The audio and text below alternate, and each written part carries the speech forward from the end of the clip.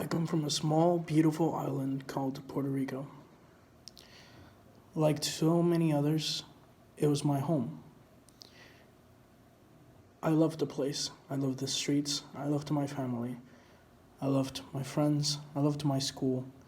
And every tradition, everything I knew came from the island. I remember driving by a road very much like the seawall and looking over the ocean and never thinking that there was something over of the horizon. That everything I knew and everything I needed to know and everything I ever needed was within my walking distance.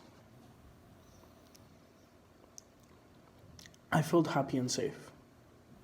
Since early on, I'd always known that there were islands around me, and I even knew their names. However, I wasn't introduced to the idea that there was a massive land called America right to the west of them until about first grade.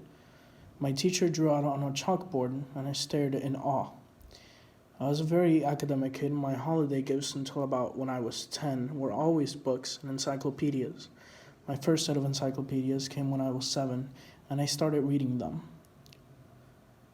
More about America and the rest of the world came up, and I was greatly amazed at the undiscovered land around me, all the places I hadn't gone, etc. However much amazed, I still liked my home in Puerto Rico with my family and dogs and cookouts and constant celebrations. Happiness and a sense of belonging was all around me, constantly and continuously. Little did I know that the workings of my life were changing in front of me and I was blind to it. Around 2008, when I was just 9, the economy suddenly crashed, and Puerto Rico came crashing with it. I remember seeing the movie Titanic at around the same time and thinking that somehow Puerto Rico was also doing that very same thing. It was sinking. One day after school, my dad took me out to McDonald's and then sat me down at the edge of the cliff overlooking the Atlantic, one of our favorite spots to visit about 10 minutes from my house. He said, "I'm leaving. You don't know this, but I've lost my job, and I will be going to Mexico, a land he explained was in America also." I was very sad, but was slightly more supportive of the idea after being explained that I would get to visit with my mom and my brother once he got settled in. However, upon hearing that I would get my first airplane ride and I would see America, I was really sad because something had changed.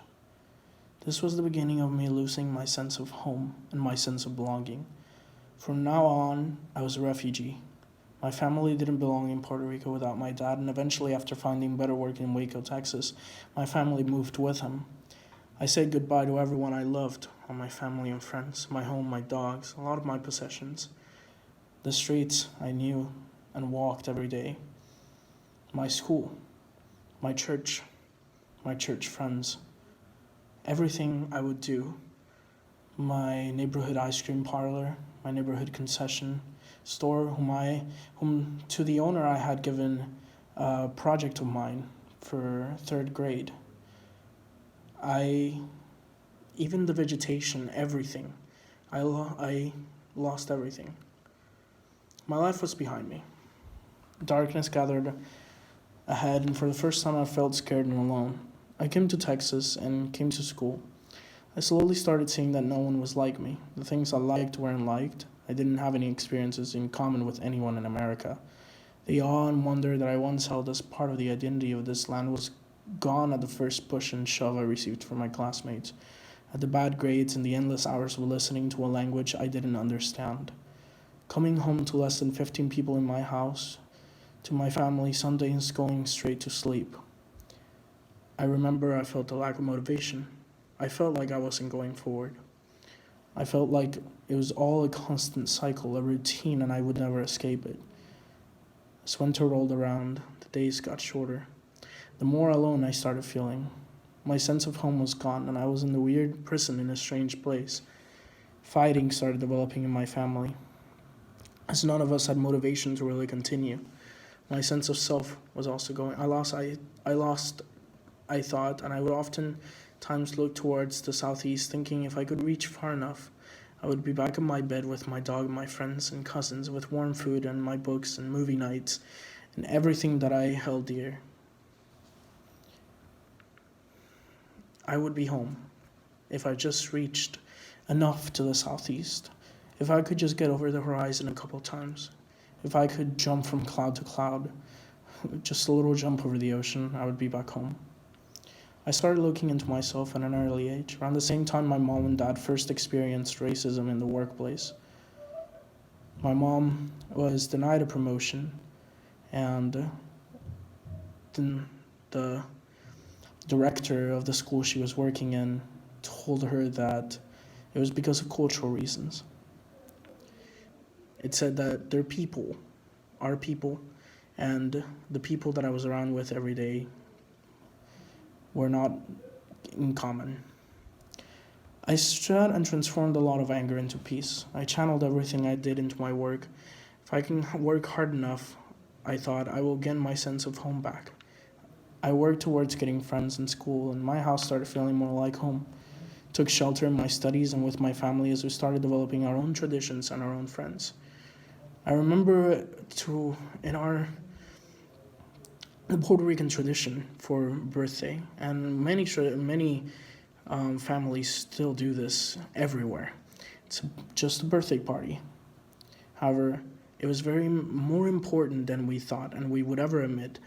The fact that we started going to Chili's every birthday instead of making a party.